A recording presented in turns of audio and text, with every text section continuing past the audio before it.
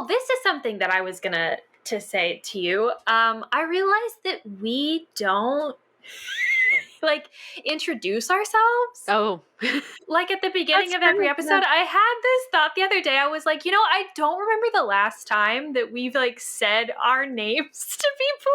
So people could just be listening this for like episodes and episodes and have absolutely zero clue what our names are. You mean people can't just intuit from hearing our voices, just, automatically assume what our names would be? Yeah, I don't know. And I mean, a part of me likes the anonymity of it. Like, you know what? Maybe you don't need to know my name.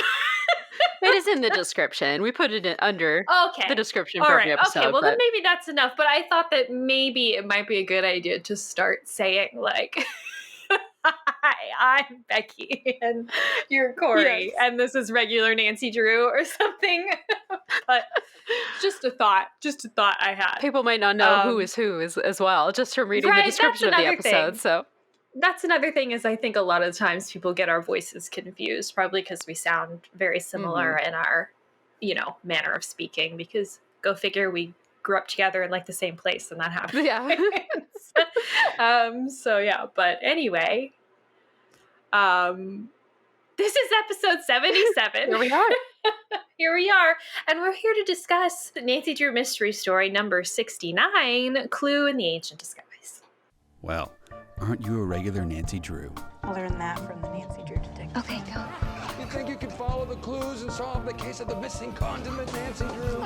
Because I've read every Nancy Drew mystery ever written. Nancy, please tell me you're joking. Wow, you suck at this Nancy Drew stuff. You should get a new hobby. My name is Carson Drew, and this is my assistant, Nancy. Nancy Drew. It's curtains for you, Miss Drew. Nancy Drew strikes again. A regular Nancy Drew.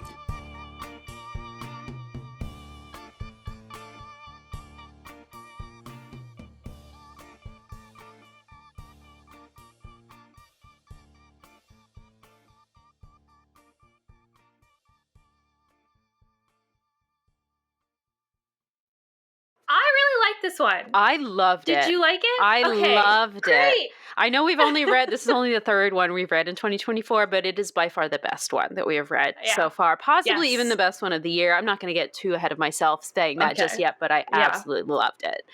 I mean, I know some bangers that we are going to be hitting later in the year. So I don't think this is going to be the best one of the year, at least for me. But I really liked it. It felt so nostalgic to me. Mm-hmm. Like they were going to get ice cream multiple times in the book. Just a lot of paying calls to people and a lot of driving around, getting followed. It just felt very classic Nancy Drew. And I think even like the story was really good. The mystery was good. My only critiques, I think, of it are that there was just a lot of detail. And I do feel like some of like the going back and forth could have been simplified a little bit. And also the way that it ends is a little bit narrative. It's not super dynamic. It just kind of gets word vomited out at the end. But other than that, I mean, even that I didn't mind so much because I was really interested. I was like, what, like, what is this about? But I think it could have been done in a little bit more of a, more dynamic way. But yeah, I loved it. Oh yeah. It really feels like a classic Nancy Drew mystery story. Absolutely. And you could not pry this book away from me. I physically could not put it down while I was reading it because I enjoyed it so much. I couldn't stop. It was like being 8 years old again, up past my bedtime with the flashlight under the covers because I just cannot, stop myself from reading the next chapter after the big cliffhanger.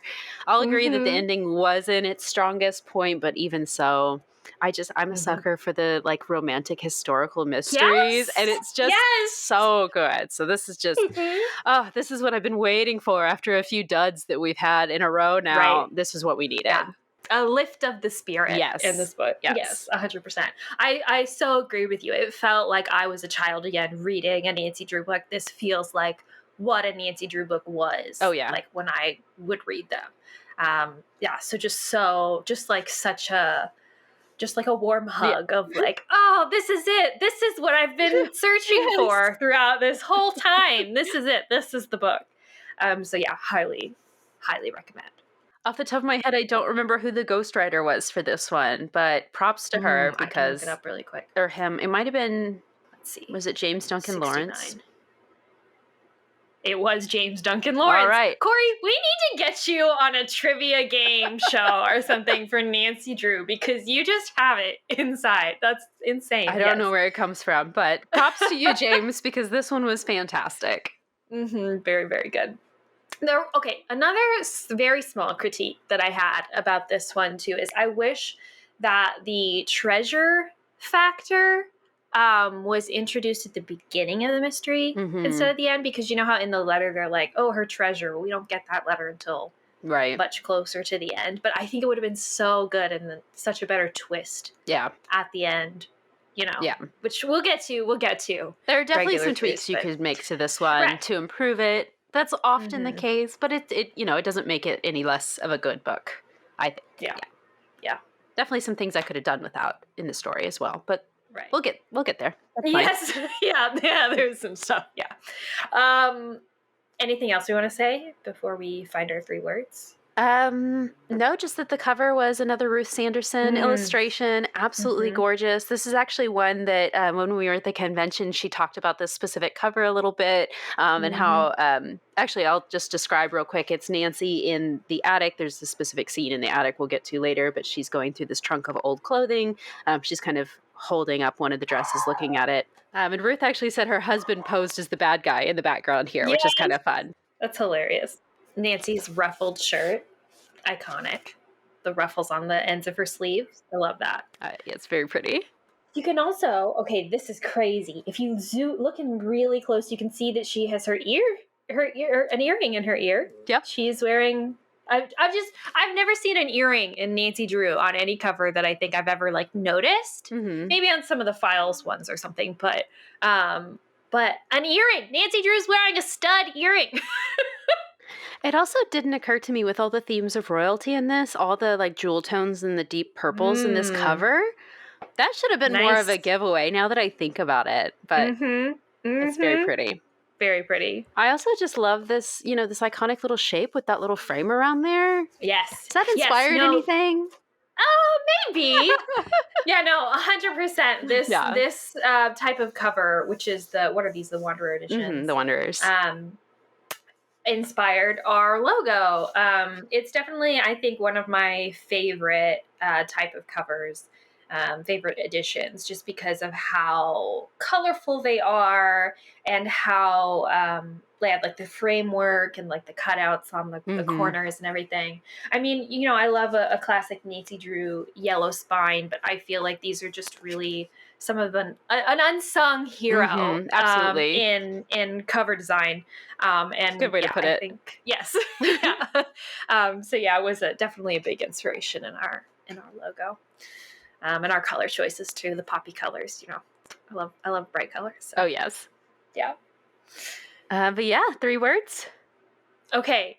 Listen, she drives everywhere. There's so much driving. Yeah, that's driving. I drive over here. Now I drive over here. I drove over here for like a second. Nothing happened. Don't worry about it. But I'm still going to tell you that I drove over here. Like, my gosh. And there's also a lot of car stuff too. Like she has car trouble and an accident and following. There's just a lot about cars and driving in this one, which was like honestly kind of surprising because it has nothing to do with anything. It's just, but also I think in that way, it also really contributed to the nostalgia because I feel like that's really classic, like mystery story thing is Nancy is in her roadster. She's driving around, you know? And so it's just very, I don't know. I love it. And also it's a lot. Oh yeah.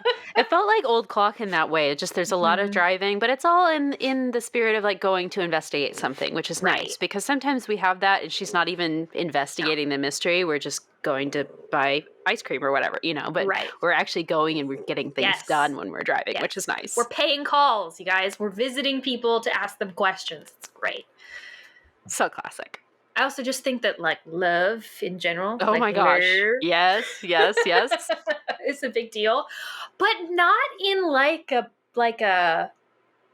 kind of way. You know what I mean? Like, honestly, in a really like just sweet, kind of romantic, lovely way. And it's not with Nancy. It has nothing to do with Nancy, which I appreciate so much. Or Bess. Nothing to do with Bess or George. Just the story. So refreshing.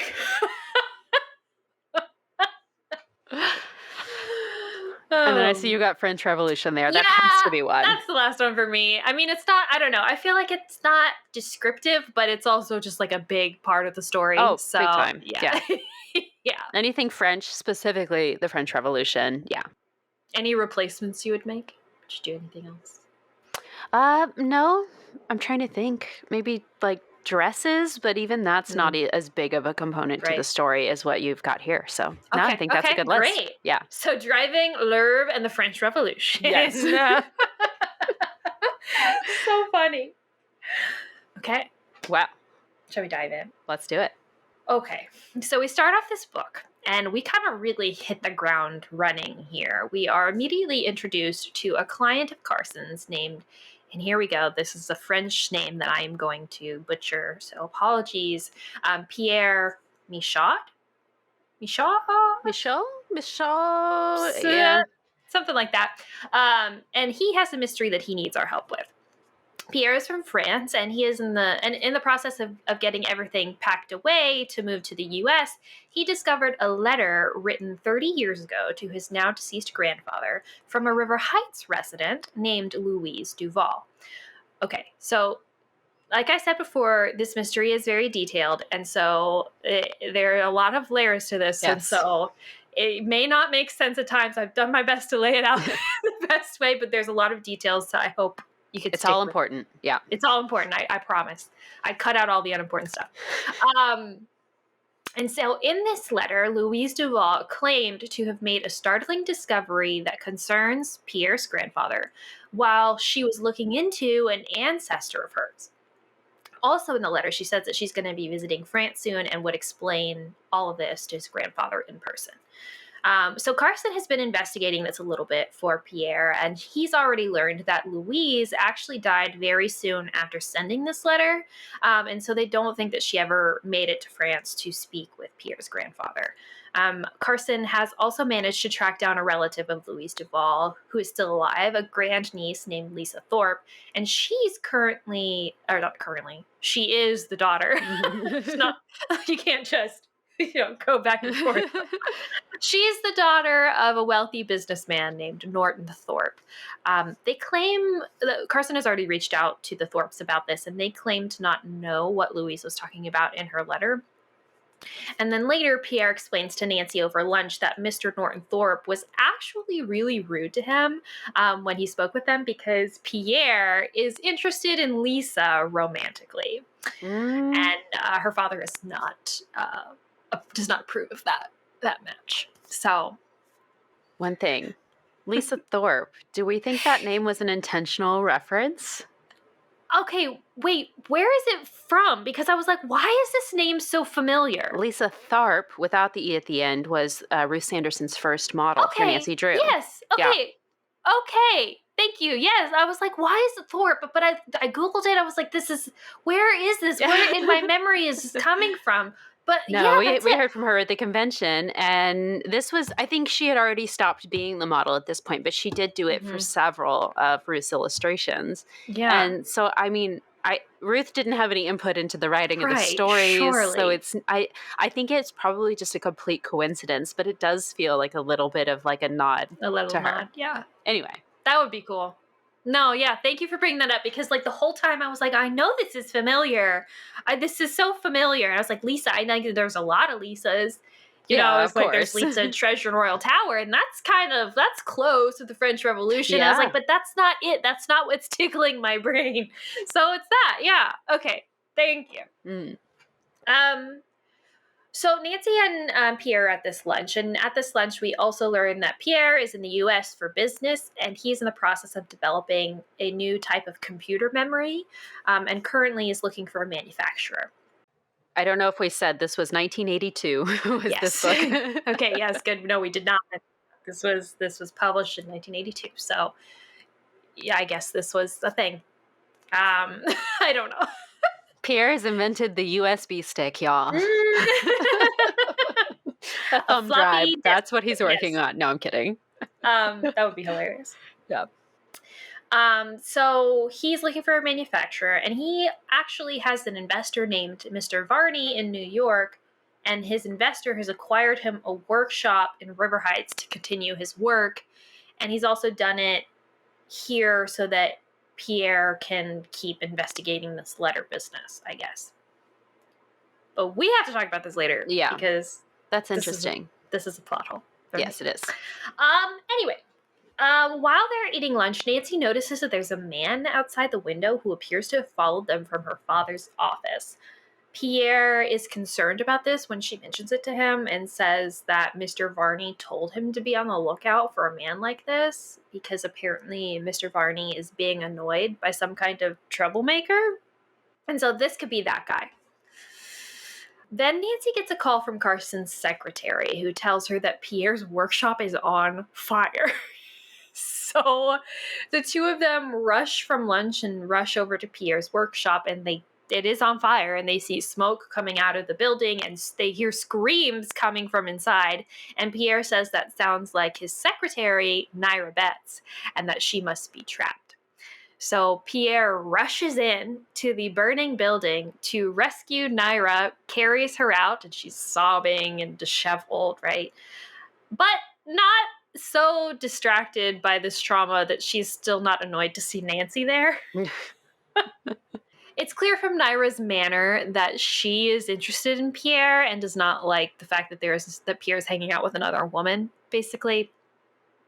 And Nancy even has the brief thought that Naira may have set the fire herself to have Pierre rescue her. What? Bananas. Oh my gosh. The links to which someone would go to.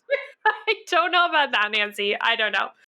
She also says this, especially because she realizes that Nancy and Pierre have beat the firefighters here. And in order for that to be the case, that must mean that Naira called Carson's office to try to reach Pierre before she called the fire department. Yeah. I don't know. But interesting. So the firefighters put the fire out and tells Pierre that he needs to come inside to see something. So Nancy and Pierre go inside the building, and into the room that was on fire, we see spray painted on the wall a message that says, "Go home, Frenchie, or a lot worse will happen." Lovely. So Nancy decides that she needs to talk to Lisa Thorpe ASAP, and remembers that she actually knows Lisa because she works at the same thrift store that Bess does. I also want to talk about this later because I find this very interesting. So she goes over to this thrift store and where Bess and Lisa are working, and she invites them out for ice cream. And over Sundays, she kind of casually brings up the mystery that she's investigating for Pierre. Very smooth. It's very classic Nancy Drew. Oh, yeah. Kind of subtle interrogation, right? And Lisa actually is very sad because she says that she really wants to help Nancy with her mystery, and she regrets the way that her father treated Pierre. It's clear that she is still attracted to Pierre and still kind of wants to be with him. So sweet. Okay. I know. So Lisa tells Nancy that she has a maternal ancestor named Yvette Duval who emigrated to River Heights from France and was rumored to have some kind of secret, but she doesn't know what it was. But that could be the ancestor that Louise was talking about in her letter, right? Remember, she said that she was investigating an ancestor, and that's what caused her to come across this information that she wanted to share with Pierre's grandfather. So the only person who is still alive, who Lisa knows from that time who's still alive, from Louise's time, is Louise's old maid, Emily Owsler. And so she gives Nancy her information. She also tells Nancy that there's a portrait of Yvette at her home, and she invites Nancy and Bess back to see it. And once they get there, they look at the portrait. Yvette is beautiful, of course. Yeah. Of course she is. And then Lisa's father comes home, and he gets really angry when Lisa tells him what Nancy and Bess are doing there. He says that he told Lisa not to have anything to do with Pierre, and that Bess and Nancy need to leave his house immediately. So they do, and that's pretty much that. When Nancy gets home, Hannah tells her that Mr. Gregory, the curator of the River Heights Arts Museum, has called her and wants Nancy to investigate some some break-ins that have recently occurred. Nancy is excited, but first she decides, you know what, I have to continue to investigate this thing for Pierre, so I'm going to go visit Emily Ausler, Louise's old maid. And Emily tells Nancy that she does remember the time right around when Louise died. She remembers that Louise had hired someone to do some quote-unquote foreign research for her, but she doesn't remember who it was. And Louise also wouldn't tell anybody about what this research actually was about until it was complete, I guess, because she didn't want anyone to, get their hopes up, or she was just being very secretive about it. So Emily suggests that Nancy get in touch with Louise's lawyer, Jonas Becker, because he might know more about what Louise was investigating. And then Emily tells us a little bit more about the circumstances surrounding Louise's death, which is very interesting. Apparently, Louise died of a heart attack really suddenly out of the blue. She had actually just gone on her evening walk, which she did every night, and came back out of breath and clutching her chest, saying that a red car had nearly run her over, and then died a few minutes later. Which is very sad. Oh, yeah. So Nancy leaves Emily's apartment and gets in her car, and then as she's driving, she starts noticing that a red car is following her. And it doesn't seem to have a driver. Could this be the same car that spooked Louise all those years ago? Is this a ghost car? What is happening? Fortunately, once she turns onto her street, the car that's following her turns onto another road. But once she gets to her door, the man who had been following her earlier that day comes out of the bushes and straight towards her.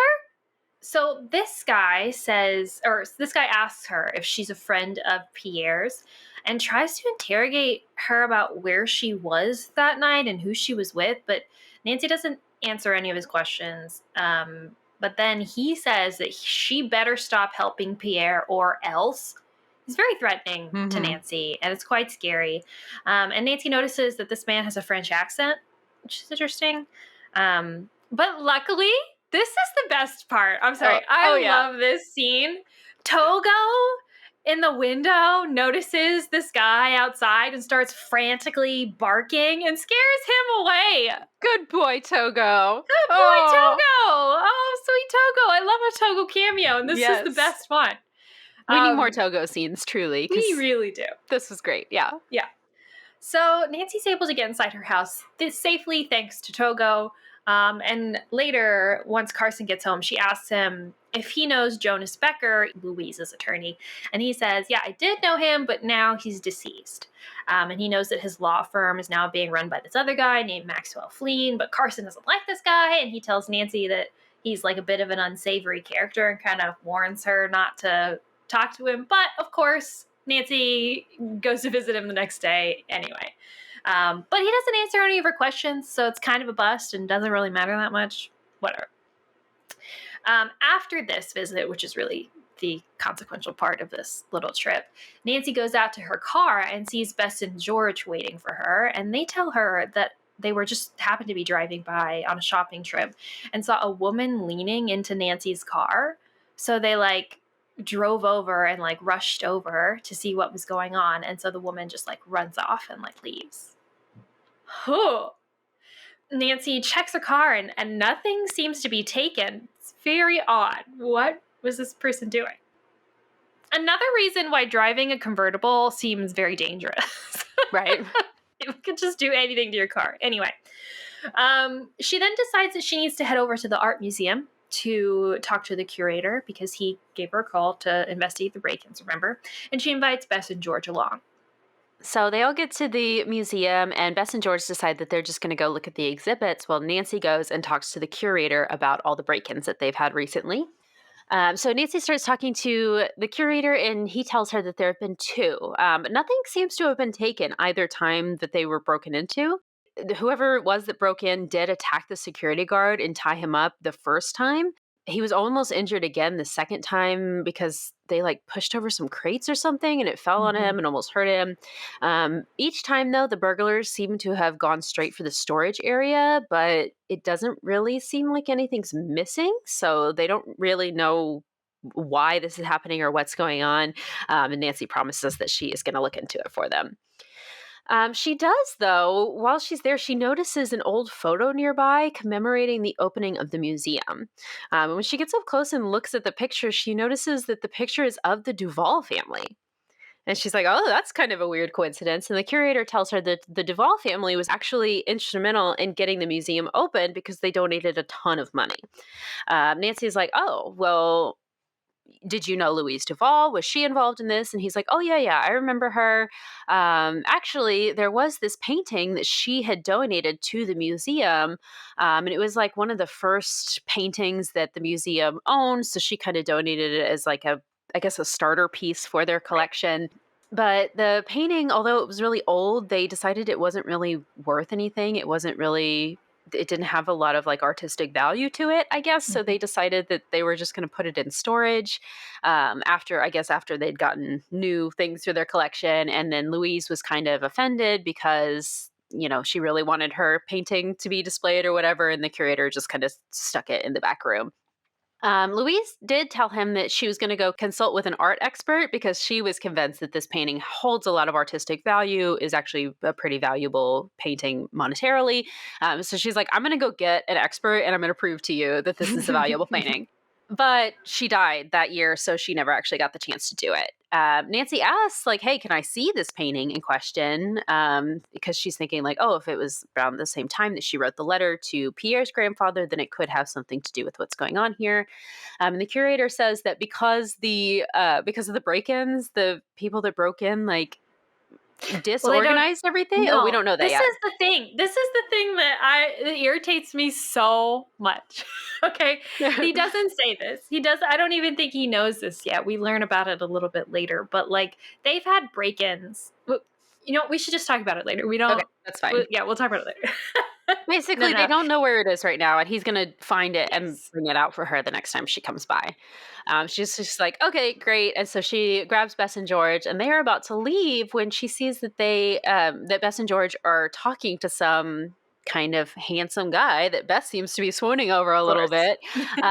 So she goes over to them, and they introduce this guy as Lee Talbot, and he is an artist who is super excited because he has just won some big award, and he's kind of like bragging about it to them.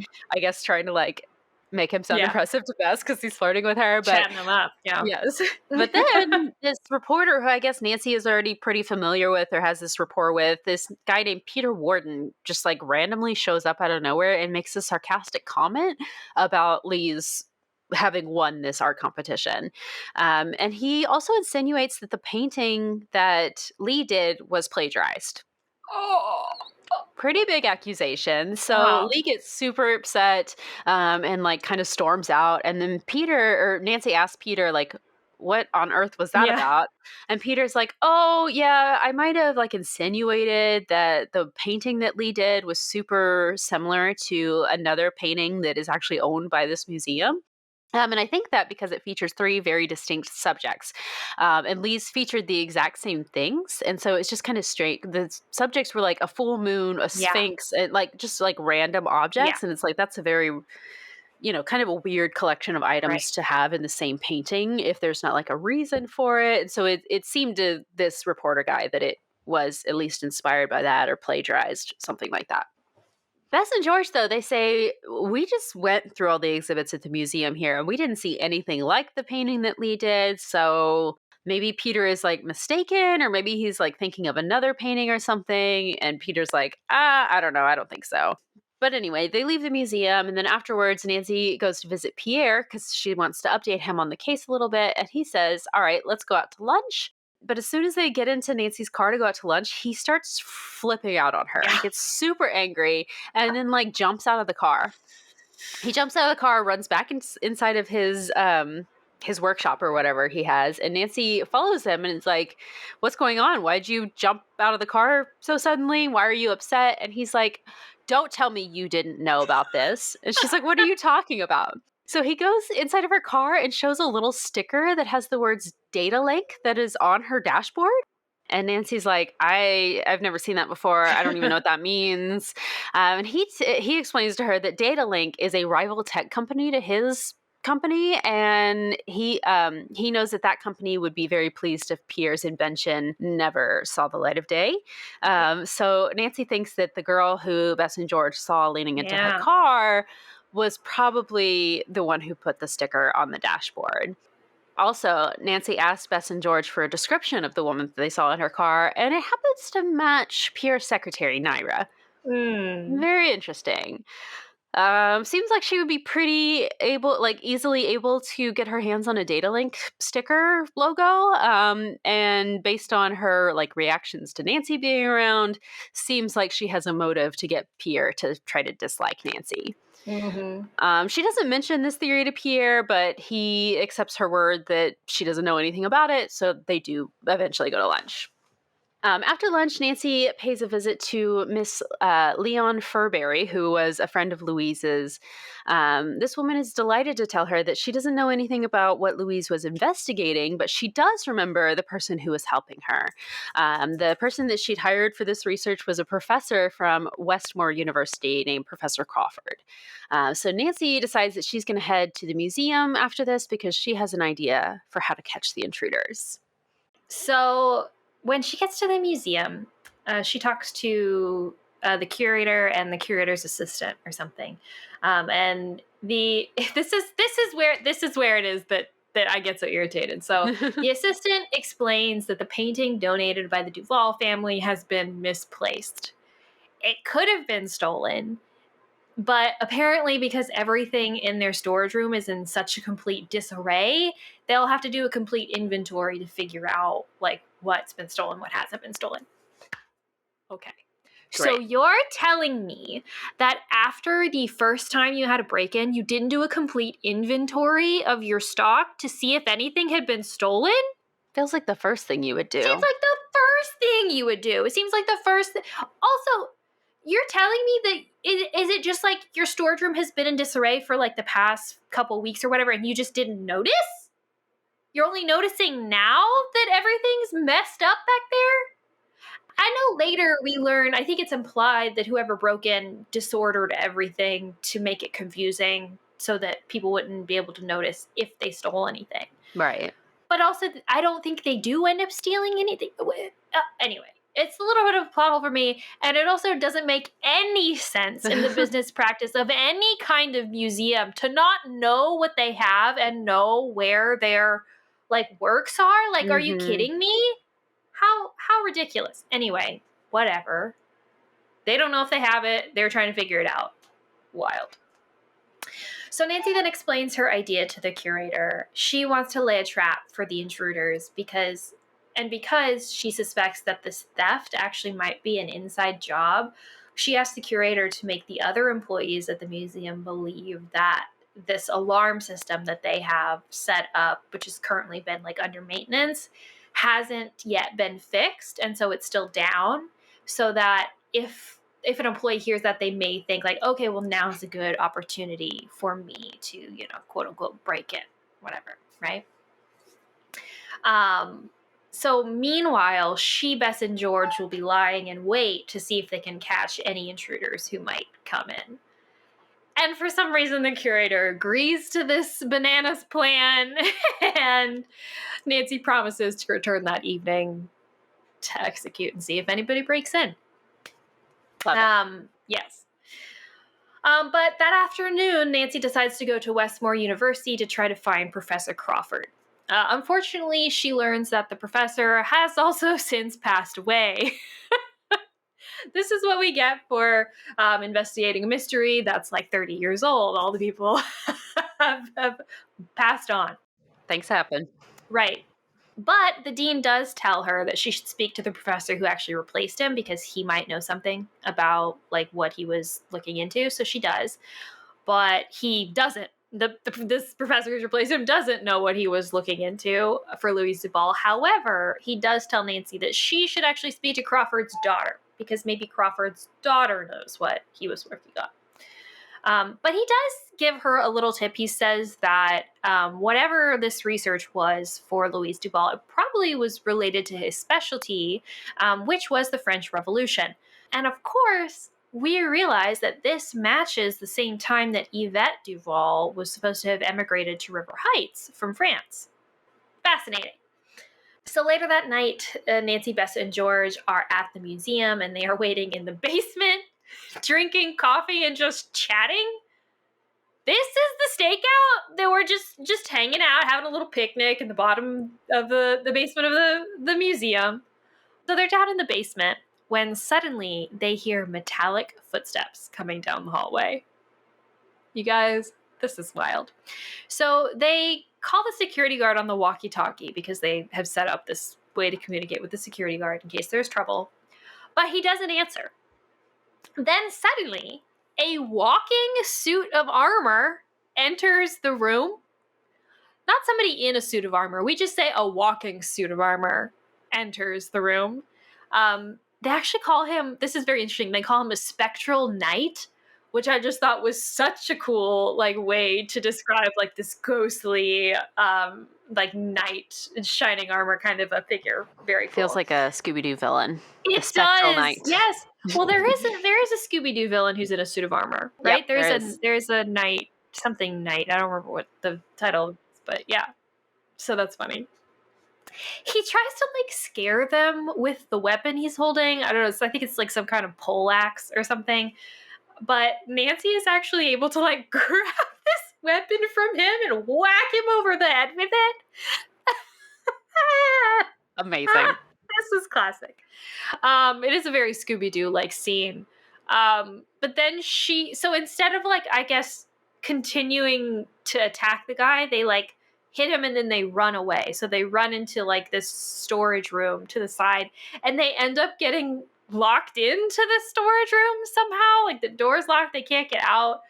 Nancy is able to pick the lock and open the door, but once they get out of the room, this spectral knight is gone. Although a dissembled suit of armor is laying on the floor where this guy was. He disintegrated. So funny, you guys. That is such a Scooby-Doo scene. I didn't even think about the comparisons before now, but it's like I can literally just see like the like the running away and doors slamming and the music. Oh my god, it would be so good. It's so wonderful. So that's a bust.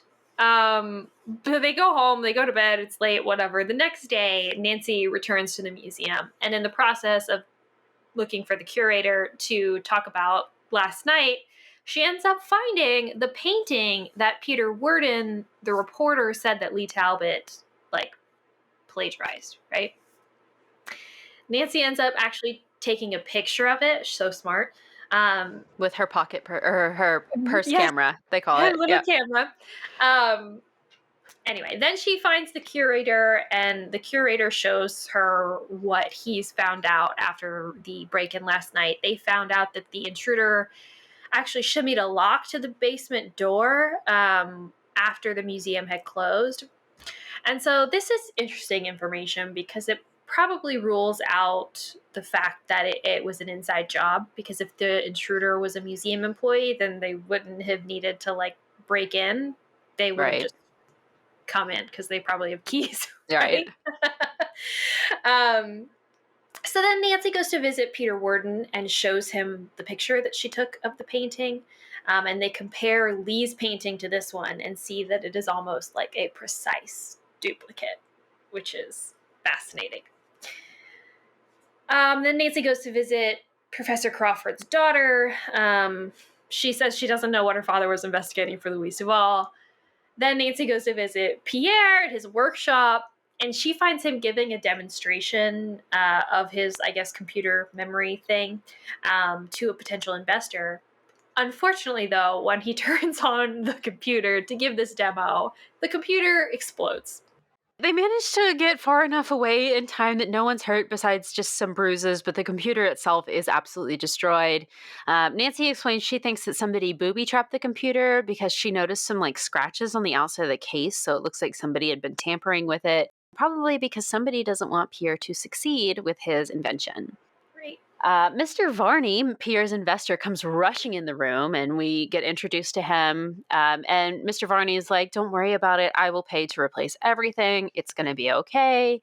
And then Nancy calls Lisa and asks if Louise had any personal belongings or papers that Lisa might still have, if there's just anything that they still have that she owned. And Lisa's like, I don't know, but you're welcome to come over and look. And, we've got everything in the attic, so why don't you just come over to the house tonight? So Nancy says that she will go, but first she's going to go home. And when she gets there, she gets a call from the River Heights Historical Society, who she had reached out to them about Yvette, just in case they had any information. And they ended up finding a newspaper article, looks like from like 1796, that tells how Paul and Yvette had settled in River Heights. Apparently, before moving to River Heights, Paul Duval was a bank director in London for 6 years. So that's kind of interesting because we thought she'd immigrated from France, but it seems like maybe they weren't French. Maybe they had lived in England, or maybe they were from England, or maybe they had just lived in England for a long time before actually immigrating to the U.S. So then we go over to Lisa's home and we find that Lee Talbot is also there visiting her. Oh, gosh. He implies that Lisa and he are romantically involved, but Lisa's like, no, absolutely not. Does not appreciate that implication. But then they start talking about Lee's painting, and Nancy's like, so where'd you get the inspiration for your painting? And he immediately gets upset. It's like, are you saying that I plagiarized? I'm going to sue you for libel. I'm going to sue that reporter guy for libel. All of you are going down for saying these bad things about me, basically. And then he just like storms off and leaves. The artist doth protest too much. Yes. But then Lisa confides in Nancy that her father wants her and Lee to get together, but Lisa doesn't like him because she thinks he's too self-involved. She actually likes Pierre, as we pretty much already know. So they're about to head up to the attic, but as they're heading up there, they hear like creaky footsteps overhead. So they decide to call the police to come investigate this, but Nancy does not want to wait for them to get there, so she decides she's just going to go investigate herself. Right. So they go into the attic and they see that an attic window is open, but there doesn't appear to be any person up here. Right. Police arrive though, and they suggest that Nancy and Lisa are just imagining things, but they don't worry. We'll still put it in our police report. We'll put the incident in and we'll patrol the neighborhood. Okay, great. Super helpful, guys. Thanks. Yeah, thank you for all your help. So the police leave, but then Nancy and Lisa start to look through things in the attic. And what do you know? They find an old-looking brass-bound trunk inside, actually. One thing I will say, this one had a lot of fun references to titles of the original 56, like the brass-bound trunk. They say the words secret in the old attic at one point, I believe. Like, there's a lot of really fun, just little nods, which I love. Yeah. But they open up the trunk, and inside is a bunch of beautiful gowns that appear to be from about the 1800s. And they also find one in there that's like, not anything like the others. So the rest of them are all absolutely gorgeous, really well made, like ball gowns essentially. And this is just like rags, just like this peasant looking dress. It looks like something you'd wear if you're like cleaning or something. And Nancy just thinks that this is really weird, just out of place basically. So they lift all the dresses out of the trunk and something like they hear a noise and they look around and a gold wedding ring has fallen, I guess, out of one of these dresses and is just fallen on the ground. So Nancy picks it up and she starts examining the ring, and it has a little engraving on the inside. Yvette and Philippe, 1789. Hold on. Yvette's name was Paul, was it not? Yvette's name was Paul? You said Yvette's name was Paul. Yvette's name was Paul. Yvette's husband's name was Paul. Was it not? So Yeah. Who is this Philippe man? Was she married twice? Very strange. So we puzzle over that for a little while, and then Nancy heads home, And as she's driving, she notices that that red driverless car is following her yet again. She says that, or she's driving a little bit more, and she's getting more concerned about this. But then she starts to notice that her steering wheel is getting really, really difficult to turn, and steering the car is getting really, really challenging. And it seems like something maybe has been done to Nancy's power steering. By the way, it's storming. It's raining cats and dogs right now. And she's being followed, remember? And she can't control the car. So she doesn't have a lot of options here. Luckily, the car just decides for us, and it drives her right off the road. Yeah. She's okay, but the car did roll all the way down a hill, so she's got to trek back up the hill, back up to the road, and then calls a cab, which takes a while to arrive. So finally she gets home. She sleeps in the next day because she really needed her rest, you know. She sleeps in fully until 9:30. Oh So my lazy. gosh. So lazy. So late. I can't believe anyone would sleep in until 9:30. Oh my God. Ugh. Get up, lazy bones. I know. Like, They even being say, sarcastic. like, For anyone who no, can't read no. my sarcasm, being sarcastic, 9:30 I don't believe is late to sleep in. I think that's a normal time to get up. Okay. Yeah. Continue. Oh, no, they make a big deal out of it, too, because Nancy's like, oh, I come downstairs, and, like, Hannah's already at the grocery store. Like, Hannah's already started her day, and Carson's been at work for hours now, and, like... So Nancy has to have, like, this sad breakfast all alone. Yes. So she goes downstairs, and because she's all alone, she decides to just flip on the news so she can, I guess, just watch the news while she's eating her breakfast. But there's this interesting news story on this morning. Lee Talbot has been uncovered as having plagiarized his painting. And they say, all to the credit of Miss Nancy Drew for figuring this one out. And Nancy is absolutely livid. Because the only people that, like, knew, or the only person that really knew, besides Bess and George, I guess, that Nancy was aware of this possible plagiarism was the reporter, Peter Warden. And she goes and asks Peter, and Peter's like, I swear I did not tell anybody that you were my source for this, but somebody knows. So now Nancy is involved in this. Also, about this time, she gets a call from Emily Ausler, who was Louise's former maid, and tells her that she realized, oh, I still have a photo album from the time that I was working for Louise. So why don't you come over and we'll look through it together? And so she agrees. So she's going to go over there later. But then we get another phone call, and it is from Lee Talbot, who is absolutely furious. He informs her that he is going to be suing her for libel and defamation of character. Props to Nancy, though. She handles this very calmly, and she's like, oh, we'll just have your attorney contact Carson Drew. He'll be representing me, and just hangs up on him.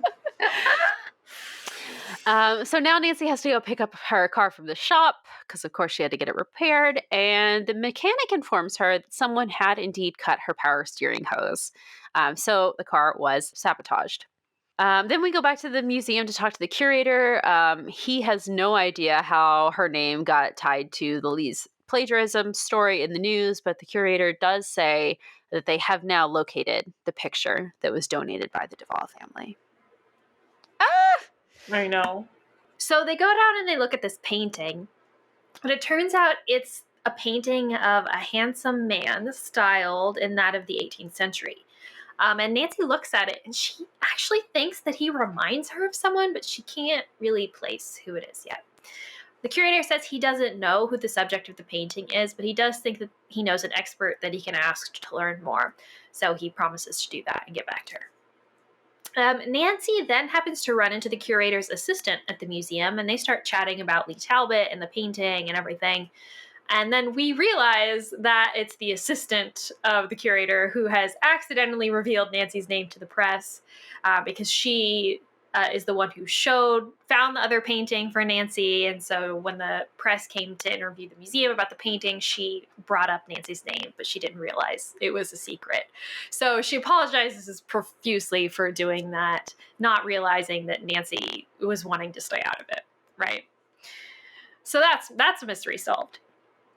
Nancy then goes to visit Pierre, and then, upon visiting Pierre, realizes who it is that the painting reminds her of. It reminds her of Pierre. she tells Pierre this, like, hey, I just saw this painting. Is it possible that it's, someone from your family, whatever, an ancestor of yours? And he says, no, there's no way that painting could be someone from my family because my family wasn't wealthy. My ancestors would not have had portraits done. Like, we were just, like, common people, right? So that's interesting. Then Nancy decides to go visit Carson to get legal advice from him, telling him about the whole Lee Talbot threatening her with legal action situation. But Carson is totally unbothered about it. He's like, yeah, don't worry, let's go to lunch. This is more just a chore to Carson than anything else. He's like, nothing's going to happen to you. I just have to do some extra paperwork now. It's fine. Let's go get some lunch. So they go to lunch, and Carson tells Nancy that he was visited by a French lawyer by the name of Henri Grisson. Yeah. Henry Grayson is the Anglicanized version of the name. Henry Grayson, that's how you would say it if it was in English, if that's helpful at all. Just call him Henry. That's fine. Yeah. And this guy was asking for information from Carson about Pierre. Carson didn't tell him anything, but this lawyer told Carson that apparently Pierre was a con man, and that he followed Pierre from Paris here to, like, I guess, try to keep tabs on him or whatever. But so what Carson does is after that guy leaves, he ended up calling another one of his lawyer friends in France. And his lawyer friend said that, no, there's no attorney by that name practicing law in Paris. Huh. Fishy. Later, after lunch, Nancy decides to drop by Emily Ausler's apartment again to look at that photo album that she said she had. And on the way to her apartment, she is followed again. But this time by a different car, not the red car. This one's like green or something. And she's about to, she is able to give them the slip. So she's able to evade this car quite easily while also making a note of the license plate number on the car. Props to Nancy. I love a Nancy evading her followers. Oh, yes. Scene. So she gets this license plate number and she gives Chief McGinnis a call and gives that to him to have him look it up, right? Once they get to Emily's apartment, they look at the photo album and they find a letter inside. And it's in French. But of course, because Nancy can speak fluent French, she just translates it. And the letter is from Yvette's sister. And it says that she has not been able to find Yvette's quote-unquote lost treasure. What? This is what I'm saying. Why wasn't this at the beginning? Why didn't Louise's letter to Pierre say something about a lost treasure? That's all I'm saying. We could have had this at the beginning. Yeah. Anyway, so apparently Yvette lost some kind of treasure when she moved across the channel from France to England. And so Nancy wonders, because of the ring that they found in the attic that said Yvette and Philippe, if Yvette was married to someone named Philippe in France, and then maybe he passed away or something, she moved to England. That would make sense, right? And then she marries some guy in England. And so remember we saw that newspaper article that said Yvette and Paul was a banker in London for 6 years. That could still be the case. And Yvette married him while he was a banker, and then they move to River Heights, right? That could all so track. that would make sense. And so, maybe this treasure that Yvette lost has something to do with her previous marriage to Philippe. Has anybody caught on yet? Is anybody tracking yet? So they look a little bit more at this photo album, and Emily notices a particular photo and realizes that it's Louise standing with the man that she hired to do research for her. She still can't remember this guy's name. I found this part kind of weird because we know who this guy is already. Yeah. Whatever. But it's like taken at a specific place, and we ask about the place, but Emily also doesn't know what the place was. So she gives Nancy the photo to take so that Nancy can look into it. Nancy then goes to this hilarious meeting with Carson, Lee Talbot, and Lee Talbot's attorney. And it starts off really badly on shaky grounds. Lee's very angry and the attorney is really laying into Nancy, right? But Nancy plays her trump card. She shows the photo of the painting from the museum that she took. And the resemblance of this photo to Lee's painting, like the attorney sees this and it leaves the attorney speechless. Like, well, you know, like they got a case. And like, you plagiarized this, right? Of course he doesn't say that. Yeah. It's and so Nancy, funny though. It's this so is funny. too good. It's so funny because Nancy, she even says that Lee's lucky that she hasn't gone to the police about this forgery. And she even says that she suspects him of the museum break-ins because maybe he was trying to find the original painting that he plagiarized, right? And steal it from the museum so that there would be no evidence that he plagiarized, right? This was a good strategy on Nancy's part to throw this out there. Iconic behavior. But this is a weird aside, though. Nancy like watches his reaction to her saying this and like showing the photo, and this convinces Nancy that Lee didn't actually deliberately copy the painting. Like it was just an accident. So I think they threw this in there. I don't know if Nancy actually believes when she accuses him of having broken into the museum. I think she just says that to get a reaction from him. I don't think she actually thinks that he broke in. Okay. But it's like, okay, you grew up in River Heights. You visited this museum how many times as a child? You just kind of remembered it in the back of your head. And then 20 years later, when you go to make your own painting, couldn't come up with anything original. So you just drew inspiration from your own memory. And then this is what happened. And so, like, from his reaction, she's able to say, okay, I think that's genuinely the case. Because he does kind of get like, oh, yeah. Sheepish and like, yeah, oh, exactly. Like, oh, no. Yeah. Gotcha. It's still hilarious. The scene is so good. It's so good. And then upon the end of this meeting, it now seems like Lee's probably going to drop the lawsuits. They leave. Oh, so funny. So good. Later that day, Chief McGinnis gives Nancy a call and says that they found out that the license plate number of the car that was following her belongs to a car that was rented out to a French tourist named, here we go, another French name. I struggle with these French names, you guys, and from New Year's reading, Evil. New Year's Evil to this, I'm like, oof, okay. My brain filled this in with Andre Junot. Because it sounds so similar, but it's not. It's Andre really Freno or something. Yes, Andre Freno. Okay, Freno. I don't know. Then she gets a call from the museum curator who says that he discovered that the Duval portrait, he discovered the subject of it, who the painting is of. It is apparently of a French nobleman. Here we go with another French name. The Comte d'Auvergne. Sure. Comte d'Auvergne. I don't know if you pronounce the E at the end or not. A count. A wealthy count. French nobility. Yeah. That's who this painting is of.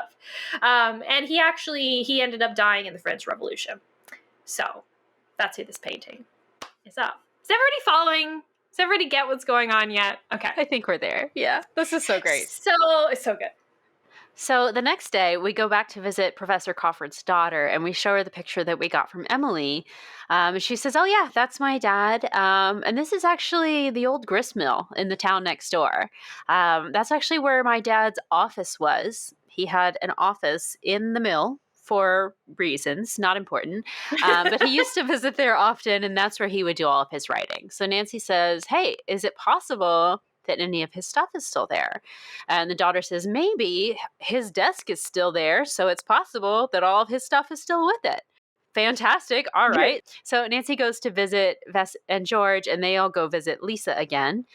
They go back up to the attic and open up that trunk, and Nancy starts looking at that peasant dress that they'd found earlier again. And when she's looking at it, she feels something kind of like clink against the side of the trunk as she's like picking the dress out of it. She like hears something hard hit against the side of it. So she kind of feels around it, and it seems like something is sewn into the hem of the dress. Dream mystery.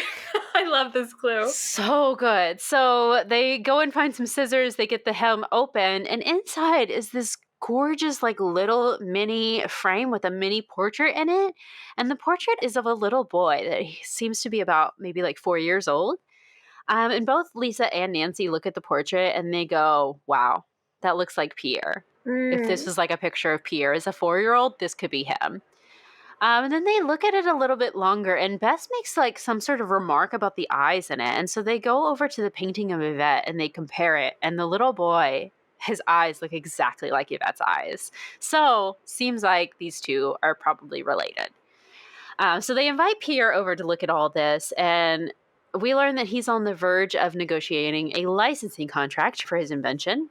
But then Nancy says, I know why Louise Duval sent that letter to Pierre's grandfather, and I know why all these weird, unpleasant things have been happening since we've started looking into this. But I want proof before I tell anybody what's going on here. So we need to go to the gristmill and see if there's anything in that desk that can prove my theory. So she asks Pierre to come with her. On the way, they get into some car trouble, and they end up not getting there until after dark. So everything's really dark and spooky, and it's just this really great atmosphere. So they make their way upstairs. They go to the office. They find his desk. And in the desk is a binder labeled Report to Louise Duval. Goodness gracious. Guys, I think we found it. I think this might be it. So Nancy says, Pierre, this is the report that is going to prove that you are the Count d'Auverney, whatever. But then they hear a voice behind them and says, you're quite right, Miss Drew, which I'm afraid means bad news for the both of you. This rhymes. This rhymes. Did you realize that this rhymed? I was like, this is hilarious. Okay. Get another Scooby-Doo thing to happen. Fantastic. So they wheel around, and it is Mr. Varney, Pierre's financial backer. He's standing there along with some other random guy that we don't recognize, but clearly they have followed them here, and they say that they're going to get rid of both of them before they have the chance to cause any more trouble. Their plan is to just lock them in Nancy's car and leave the exhaust running until it kills them. Oh, yeah, that's really horrible. Okay, so then we learn Mr. Varney, he's actually French. He followed Pierre to the U.S. to stop him from learning all of this information about Yvette and his true ancestry. So Pierre just picks up the desk chair and throws it at Mr. Varney, and it knocks him and the other guy down. And so they all end up getting into this big brawl. This is really chaotic scene. But then this other guy comes running into the room, and it's the guy that followed Nancy, the guy that Togo scared off at the start of the book. What is he doing here? And so Nancy is like about to start trying to fight this guy as well, but then she watches and she realizes this new guy is trying to help Pierre fight. He's not fighting Pierre, he's helping Pierre fight. So the three of them are able to subdue the two crooks and tie them up. And now we learn that this guy's name is Andre Frenot. And he is a French private detective, the guy that ran in to help Pierre. Yes. So he says, Nancy, I'm really sorry for scaring you previously, but I mistakenly believed that you and Pierre you were in on some criminal scheme with Varney, and that's why I was tailing you guys. We learn that Mr. Varney is the previous claimant to this Count title. And that's why he'd been trying so hard to stop Pierre from learning about his true identity, because he wanted to keep the Count title and all the money for himself, obviously. So they turn the crooks over to the police, and then Nancy, Pierre, and Andre all go back to Lisa's house. So here's where we get the Nancy's big reveal, right? So Nancy explains that Yvette was originally married to Philippe Vernet. So he was the original Count in France. And then they had a son who was the little boy in the miniature painting. And then right at this time, the French Revolution started. So the three of them decide that they're going to flee France. They're going to cross the channel, make it to England, and hopefully be safe. And then from the letter that Yvette's sister had written to her, we learned that the precious treasure was that they had to leave their child behind in France. Yeah. Oh, what a horrible thing to think about. So after finding the miniature, this is what caused Nancy to realize that the child was the treasure itself. Right. So because they didn't want to risk their son's life, they left him behind in the care of some kind-hearted notary that lived in town and his wife. So the two of them ended up raising the little boy as their own. And before they could actually escape to England, Yvette's husband was recognized as being a nobleman, and they took him to the guillotine and killed him. So Yvette managed to get that old peasant dress that basically looked like rags sewn together. She put that on, disguises herself as just some random woman, and manages to evade people trying to capture her and gets to England, where she is so distraught from the trauma that she's been to that she ends up in a state of amnesia. What? So this is a Wild. little weird to me, but Why? eventually she, I don't understand the purpose of this. So she eventually regains her memory and then marries Paul Duval, who's a banker that she met in London. But as I said, she's so traumatized by everything, she refused to ever talk about anything that had happened, even after she regained her memory. So that's why nobody in the family knew anything about this. That's why nobody knew about her previous son. And according to the papers that they had found, Paul Duval, the new husband, was a widower with one son when he married Yvette. So it was that son who went on to carry on the Duval name. So that is Louise's ancestry was that son, right? Yes. And then, so the portrait in the museum, which we now know was Yvette's first husband, the Count Philippe, was smuggled out of France and then passed down by Yvette. And so that's why by the time Louise ended up inheriting the painting and then eventually donating it, nobody knew the significance of the painting anymore. So the whole debacle with the curator taking down the portrait and causing Louise to call in the art expert to prove that it was valuable, that's the reason the story came out, because the art expert starts looking into everything and is like, do you realize that this is like your ancestor who is this famous count or whatever, or not famous, but rich royal count. And then she decides to contract Professor Crawford to, trace down the rest of the family history and get the whole story. Yeah. We also learn that Mr. Varney, who has been living as the current count this whole time, came to the U.S. a long time ago to try to also stop Louise from uncovering all this information. So he was the one that tried to run her down in his car that eventually scared her so bad that it killed her. So ever since then, he has been keeping tabs on the family just to make sure that this didn't happen again, that no future claim would be made to what he believes is his title, right? But then he read a random article in a French newspaper that was an interview with Pierre, and in it, Pierre mentioned that he was coming to the U.S. to not only start his business, but also to track down the information in this mysterious letter to his grandfather, because he did talk about the letter in his interview. Varney realized, Pierre's looking into this and he's going to be on my tracks any second now. So he comes to the U.S. and has been sabotaging everything since then.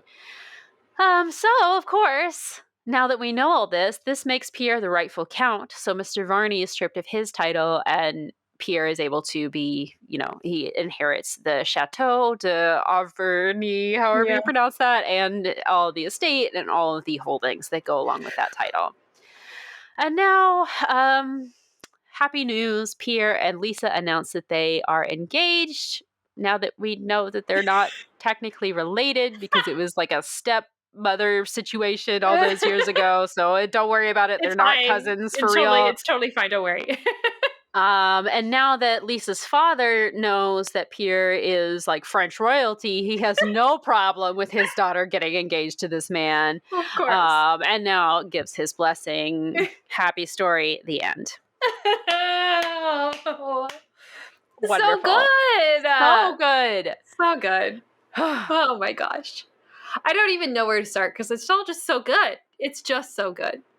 There are plot holes. There definitely are. I don't even want to think about it because I don't care. I love the book so much. It can have as many plot holes as it wants and I'd still love it. So maybe not, but yeah. I mean, the one that definitely annoys me the most is that the museum somehow doesn't know what has or has not been taken from its stores, but also the fact that whoever broke in, I guess, didn't actually steal anything. And who was it that broke in? Because we don't think it was Lee, right? So it must have been... No, we do learn that it was Varney's like henchman assistant guy or whatever, because he sent him to get the painting from the museum. Yeah. Okay. And he knew about the painting because Mr. Varney knew about the painting from Louise. I think so, yeah. Okay. Mm-hmm. All right. But then, so I think one of the biggest plot holes for me is the fact that we learn that Mr. Varney is the one who acquired Pierre's workshop for him in River Heights. And that doesn't make sense to me, because if Mr. Varney was actually trying to keep Pierre from learning about his, true heritage or whatever, why the heck would he buy him a workshop space in River Heights? Why wouldn't he be, oh no, it's cheaper over here, I'll buy you this one, I'm not buying that one? Just to keep him farther away. Yeah, no, it definitely makes sense. It's definitely a plot hole, but I think they try to explain it as like Pierre was heart set on going to River Heights anyway, and Mr. Varney was like, well, let me help you out so that I have an excuse to keep tabs on you and have an excuse to, like, I own the building so I can come in anytime I want and see you and booby trap things while I'm there and nobody sees it. Yeah. Sure.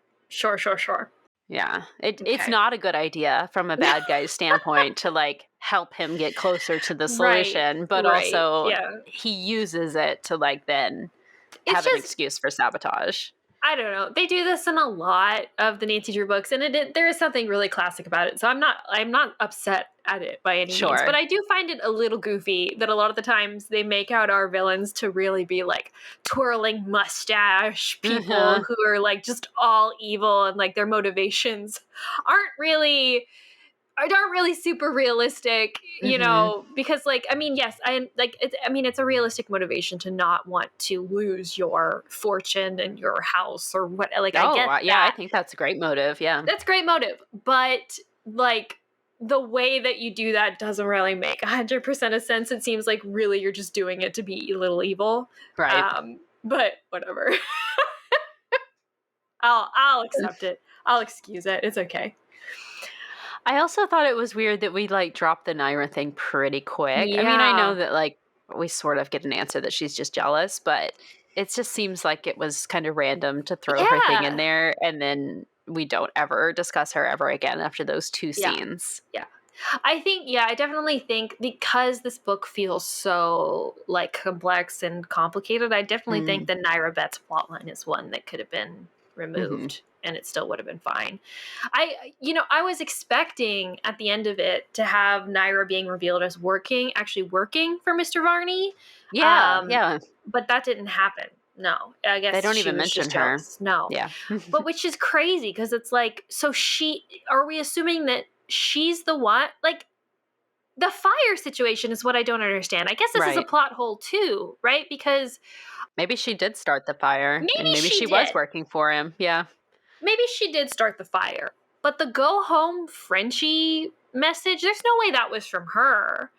And you would think that she wouldn't want him to go home if she's romantically interested in him. She would want him to stay. And so she wouldn't be trying to scare him off. So maybe she didn't set the fire at all. But Nancy's whole explanation of, her having to have had called Pierre before she called the fire department. Okay, maybe she was panicking. Maybe she wasn't thinking straight and just thought, I gotta call my boss before she thinks I gotta call the fire department. Maybe that's the case. But then putting the data link sticker in Nancy's call, I don't know. It's all just fishy. It's fishy. We do think that was Naira, right? I don't think they confirm it, but they describe her. It was definitely a woman who matched Naira's description, and we have no other woman in the story. Story, no. So it has to have been her. And that's so just so strange to add her in like that and then not make her relevant at the end. I don't know. There's also, there's like a little bit of an interesting plot point that I didn't, note in all of that summary, is that Naira is originally a friend of Lisa, and that's how she met Pierre. She met Pierre through Lisa. And so it's a little bit like Naira's trying to steal Pierre away from Lisa's attention. And it's an interesting subplot that I feel like is not super relevant, and doesn't end up playing into our mystery or anything. So yeah, but it's interesting. I also at the start, obviously we learn more information later, but at the start I definitely thought that the painting in question, like the Duvall family painting, the one that they donated, was going to be the one that Lee had copied off of. Oh, I thought it was going to connect that way somehow. I was like, well, they keep mentioning this painting. Clearly that's the painting that he copied or whatever. And it just ends up being a total red herring. But I definitely thought that was going to be the case at first. And clearly it wasn't. Why is Lee involved in this at all? Why do we have this Lee subplot? Another random subplot that has nothing to do with anything. Really, I think it's just a red herring. That's literally it, just to have another reason for us to be suspicious about the goings-on at the museum. They didn't make that not clear enough. No, they didn't. I don't think, again, because of course it is actually red herring, right? So they can't devote too much time away from like the actual mystery to it. So I understand that, but it's like, I did not understand that Lee could have been the one breaking into the museum. I never thought that. Right. That was never implied until Nancy said it. But then when she said it, she wasn't actually she was just saying that because she wanted to see his reaction. I don't know. So a few plot holes, you know, but overall, I just love it. Okay. I want to talk about Bess working at a thrift store. Yeah. And Lisa working at a thrift store. Very interesting. Because this was some 1982. So we have to talk a little bit about like class dynamics here, I feel like. Because it's very much presented as though like this thrift shop is a charity thrift shop, right? So it's probably associated with some religious organization or a church or you know, just some charity like, nonprofit, you know, or something, Red Cross or something like that. And so that's the reason why it's socially acceptable for both Lisa and Bess to have a quote unquote job here. Because they're doing charity work. Because it's charity work. It's charity work. They're probably not actually getting paid for it. Right. Fascinating. Also fascinating to me is that Lisa very much still lives at home under her father's thumb, even though she's implied to be an adult, probably around the same age Nancy is. I mean, it's not unusual for someone that age to still be living at home even today, but just the way that we talk about it, it's like she's an adult, but she has no agency, right? Like the kind of the whole subplot of this book is her trying to like stand up for herself about Pierre to her father, right? And which is interesting, because I think it's just such a, I don't know.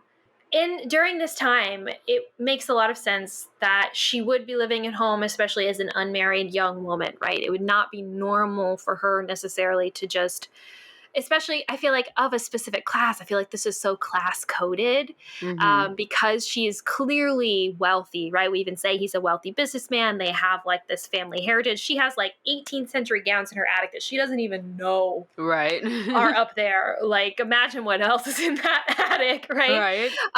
But so she's clearly a wealthy young woman, and the way that it would not be acceptable for her to like be living on her own, supporting herself, working for herself, unless and until she gets married to someone. Right. Just so interesting. I also didn't need the marriage plot line at all. No. Like, I get that it's cute and they had their little like flirtation or whatever, but they just met. Just met. And then it's supposed to be like, oh, the happy ending that you as the reader should aspire to, little girl. You should be hoping that a marriage proposal is your happily ever after ending. Yeah. I do think, this whole book, it does seem like another one of Nancy Drew investigates crimes against the wealthy. Yep. But I don't know. I felt like this one was actually quite joyful and fun and funny, as opposed to being a little bit like icky and complicated. Because even though like all this class stuff like does exist and is apparent, right? When you read through it, you can see this stuff kind of in the background. It doesn't. It feels more observatory. Like it feels more like an observation of the time and the place than it feels like a endorsement of it. Because I do feel like, because Nancy isn't caught up in the romance herself, she isn't caught up in, like, there's no real personal stake for her in the mystery, except for the Lee lawsuit situation, which was legal, and so that felt very like kind of sterile and like separate still, because there is that, she's not personally, like, there's no personal stake for her. It still feels like Nancy is very much separate and is acting as kind of the role of a observer and, if you know, truth seeker in this situation. Which so it was great. It's great. It's such a crazy, like, such an extreme example of the class dynamics that probably we've ever seen. Because there's, like, dealing with wealthy people. Right. This is literal royalty, though. Yeah, This nobility, is just yeah. like a whole other level, which is Yeah. crazy. Yeah. It's really extreme. And these people aren't just rich. They are the wealth. That's There what they is are. still a chateau with an estate and money to this day, like post revolution Mm-hmm. and all of that survived. So wow, you know. Yeah. I do think, I mean, like, it doesn't make a whole lot of sense to me that the actual count would come here and do this whole dirty work. If he really was that wealthy, he could just hire people to do this for him, hire his own private investigators or saboteurs or whatever he wanted to execute. Seems like all it'd of be this. pretty easy. Yeah. Which is why I was surprised that Naira wasn't actually working for him. But again, maybe she was and we just never learned that, right? But yeah, I feel like that is maybe one of a little bit of a stretch. Again, he has to be a twirling mustache, truly evil person, right? Because otherwise, why would we dislike him for his money? Yeah. You know? This is personal to him, though. He needs to come over and settle this himself, I guess. So. I also, before we like even got to the big reveal of like the lost treasure and the count ship and everything, I was curious if it was going to turn out to be like a spy thing. Yes. Well, because Bess kind of teased that. Yes, Bess, like I think it's something about Lisa. Lisa says something at the very beginning about how people thought that maybe she was a spy, or like there were rumors or something, because nobody knew what her quote unquote secret was, right? And so then Bess really latches on to that, right? Because of Bess's like, you know, romantic, dramatic kind of, you know, her personality of enjoying that, right? And so she's like, oh, if she really was a spy, then like maybe that dress was her disguise or something, and she went undercover, you know. And that's actually where Nancy, I think, gets the idea to go back to that dress and look more closely at it in the trunk when they find the miniature. So yeah. But yeah, that would have been so great if she was actually a spy. Right. Oh, I mean, this is equally just as good, I would say. Finding out your like French royalty is pretty cool. Yeah. Pretty cool. Pretty cool. I did see you made a note about how spoilerific this title is, though. Yes. Truly.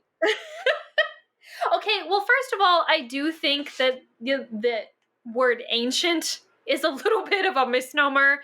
I don't think an 18th century peasant dress we would consider to be ancient. I did actually just look this up so that we could be very precise with this. Oh my gosh. Ancient would be anything that is more than 1,500 years old. Yeah, so no way. No way. No way. Antique would be anything over 100 years old. So this is an antique disguise. Yeah. We also don't learn that it's a disguise until later. So the disguise word is also spoilery. And the fact that there is a clue in it, right? So that's, of course, like after looking at the cover, we know that there's something in that trunk that is relevant and important. And of course we find the ring, so maybe it's the ring. So I do like the fact that we go and we follow up with something else. Maybe we weren't expecting something else. But yeah, the whole disguise bit, it's like, well, all right. Yeah. Yeah. There's so much to this. Like Nancy spends so much time doing things, investigating. There's so much action. Yes. I think that this would, because of that, it would make a fantastic adaptation for either a movie or a game. Either one, I think it would be spectacular. Lots to do, lots of stuff for our heroine to go about, lots of different places for her to be, scenes, people for her to engage with. Yes, yeah. Lots of visual stuff too, like just seeing all the beautiful dresses and the atmosphere around like the old mill at night in the rain. It'd be fantastic. Yeah. There's also I feel like there's just a lot of, if we were adapting this for a computer game, there's a lot of like extraneous characters that could really easily be combined, really easily be written out. Like probably, I feel like Emily Owsler's character probably wouldn't end up being a maid, but would just end up being a friend, and she was around for all of that. But I feel like they would both be phone characters. Nancy wouldn't actually go see them. She would just speak to them, and they would like mail her things or something if she needed any physical evidence, right? That'd be so cool. It would be. It would make a fantastic game or a movie. Yeah, either one. It'd be I would love to see it. Yeah, and like have a museum setting, right, where you have to That's go right, investigate different paintings, and I'm sure there's going to be a mini game where you have to like paint something Yeah. and try to like compare or uncover something about Lee's portrait and the Yeah. portrait at the museum and trying to find which one Provenance. matches. Yes. Mm-hmm. Oh, so good. Could be so good. Oh, I want to read it again. Like, Go for it. that's how much I like this one. I just want to sit down today and just read it again, even though we just finished it. I don't know if it's that good for me. I don't know if I loved it. Okay, that's I fair. That's totally liked it fair. a lot, but I don't know if I loved it. Plot holes aside, vibes were It's fantastic. not the So I plot just holes that bother me. I honestly think that the plot holes in and of themselves were really minor compared to all the other plot holes that we get in different books Sure. in the Nancy Drew series. I feel like we don't get enough of Nancy's personality. Yeah, no, that's totally fair. I think that the setting is not super well established. I think Mhm. it's not super rich. They do really try to make spooky atmospheres, and you can tell that they put that in there. But I don't think it's super successful. Mhm. You can tell they try to, but they don't quite make it spooky. They don't spend enough time on the setting to do that. And it's a little bit scattered, right? Because Nancy has to go to all these different places in River Heights. Like we don't get River Heights as a setting. We don't get the Right. museum as a setting. We don't get, this grist mill as a setting. It's just all Right. kind of jumbled. So I think that's why That's a really I good point. like it. I don't love it. I feel like it could be a lot more atmospheric. We could get a lot more of Nancy's inner kind of her inner character, right? Her feelings about everything that's going on, but it does feel like she's kind of observing from far away. It definitely does. And she's yeah. doing so much the whole time that there's not really a lot of time Yeah, for that either. exactly. Yeah, exactly. Yeah. And I think that if we had pared down a lot of the plot with a lot of the weird subplots that don't really relate, that we could get that in there and it would be chef's kiss. Yeah. Do you know what I feel? This is weird, but I don't know why in my mind I'm connecting these two books, but for some reason I feel like this book was a step below the quality of Gray Fox Inn.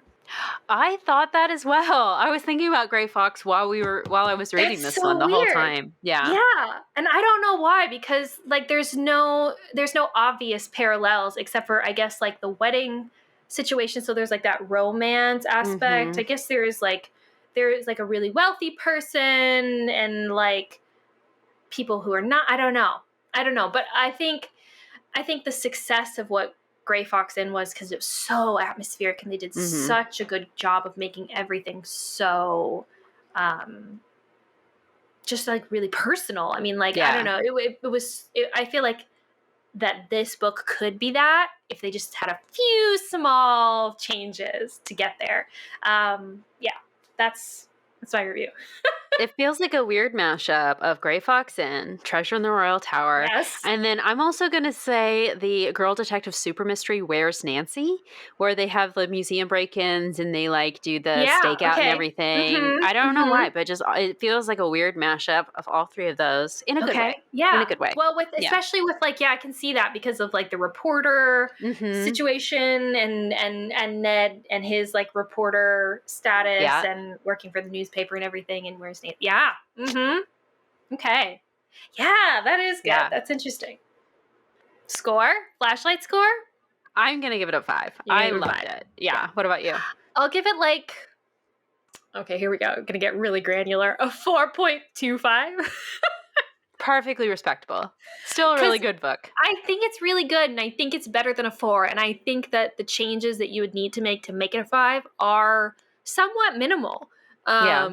And so I think it could like really easily and get really close to a 5, but it's not quite there. It's also not even quite a 4.5, you know? That's okay. That's still a really good score. But so I think 4.25. That's a good one. Flashlights. Yes. Okay. Excellent. Yeah. What a fun Solid one. Very refreshing to have one that was so good, especially this early in the year after we did two that were not so great for the most recent episodes that we've done. So makes me excited for the next one that we're going to read. You know what's interesting, Corey? What? Is that I don't know how this is happening, but somehow all of the ones that we are releasing, all the episodes we're releasing in February, seem to kind of be about romance and weddings. Oh, yeah, true. Because that's what this one's about. This one's coming out on February 2nd. Okay, if you're listening to this, it's probably somewhere in February after the 2nd. And the next one that we are going to be covering is another Nancy Drew Digest, number 83, The Case of the Vanishing Veil. Which is obviously about a wedding. So I think we have to read the description real quick for this one, though. Oh my gosh. Okay. Here we go. A Boston wedding, a veiled threat, a dangerous engagement. When Nancy attends a wedding in Boston, she encounters a marriage marred by mischief. The groom may have stolen the bride's heart, but the thief has made off with her antique lace veil. From a mansion in Cape Cod to a museum of witchcraft in Salem, Nancy Best and George follow a trail of intrigue and deceit across the New England countryside. They uncover the shocking story behind the wedding day prank and a $60 million mystery behind the vanishing veil. That sounds spectacular. So I'm so ready to read this right now, especially Salem. We were just there. Not just. I want to go back already. So this feels like a good excuse to just read more about it. Well, and what a book to cover around near Valentine's Day. I know, yeah. Perfect coincidence. We couldn't have planned it better if we tried. Why are all the wedding-themed mysteries so fun? I just finished playing Castle Malloy last night, so I'm kind of on the wedding mystery theme now with this and the inspo with Grey Fox Inn, and I think it's just because they're so dramatic that it's like, so intense. Like, oh yeah. And there's a lot of like, I don't know, personal stuff like wrapped up in it, and relations and relationships and money and all of that stuff. So just rife with drama, I wonder if Ned's in this one. Ooh, I don't know. Let's see. I'm gonna do a quick scan. Oh my gosh. Brendan. I don't know.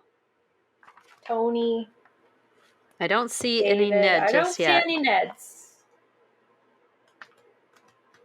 Neds. But exciting. Exciting nonetheless. Oops, some pages just fell out. Great. Oh, no. Guys, I'm going to read most of this book. Don't worry.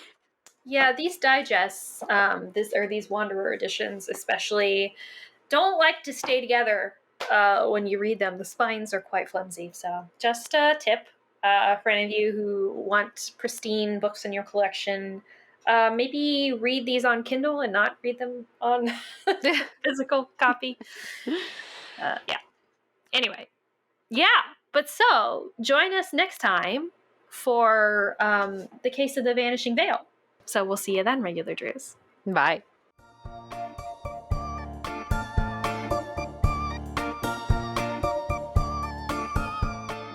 Thank you for listening to Regular Nancy Drew. Email us at regularnancydrew@gmail.com. If you like this episode, make sure to rate, review, and subscribe. You can also follow us on Instagram at Regular Nancy Drew and Twitter at RegularND. You can also support us on Patreon. Patrons at the $3 level vote on upcoming episode topics and get exclusive access to our Scoop Sesh series. And all patrons receive early access to each episode as well as weekly bonus content. And to all you regular Drews out there, thanks for listening.